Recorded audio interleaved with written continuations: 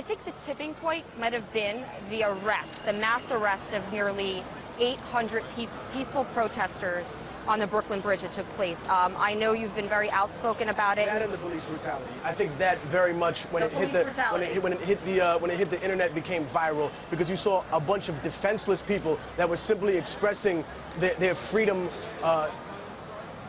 to speak their mind in a public place. Then they were penned off, then they were sprayed down. They were obviously not in danger of harming any police officers. And then all of a sudden you see white shirts coming out more and more often and seemingly unable to be held responsible for anything that they do, almost as if they're above the law.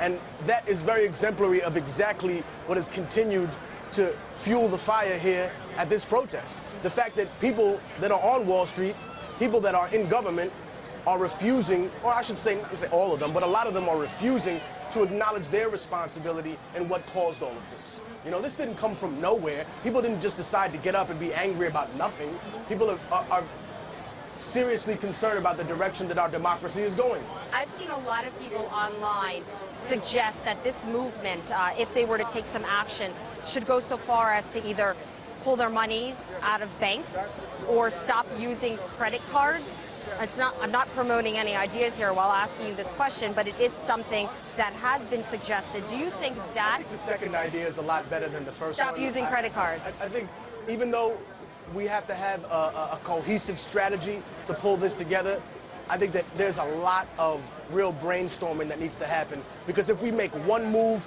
we need to be focused on what moves will be made against us, you know?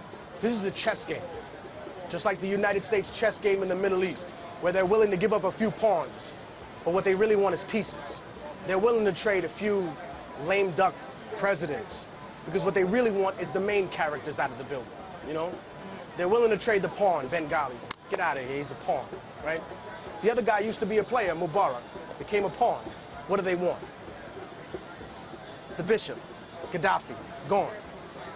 Now, they want the queen, Iran, out of there. This is a huge chess game, and don't think that they're not playing that here either. We have to not only be focused on what the next move, but what the reaction to what their reaction of our next move is. We have to think ahead of the game, which is why I said there should be more brainstorming sessions here, and I'm not so sure if they should always be in public, because I think, honestly, that we're not the only ones watching this. We'd be a fool to think that there aren't people involved here or around this area that aren't sleeper cells or agents. That's not me being paranoid. That's just the truth, you know? The first black person to ever work for any Secret Service agency was Agent 800. His job was to infiltrate the movement of Marcus Garvey. If they were thinking like that back then, why wouldn't they be thinking like that here? And I think what's most important is that we don't get frustrated or angry or upset or lack the patience to be able to deal with this movement.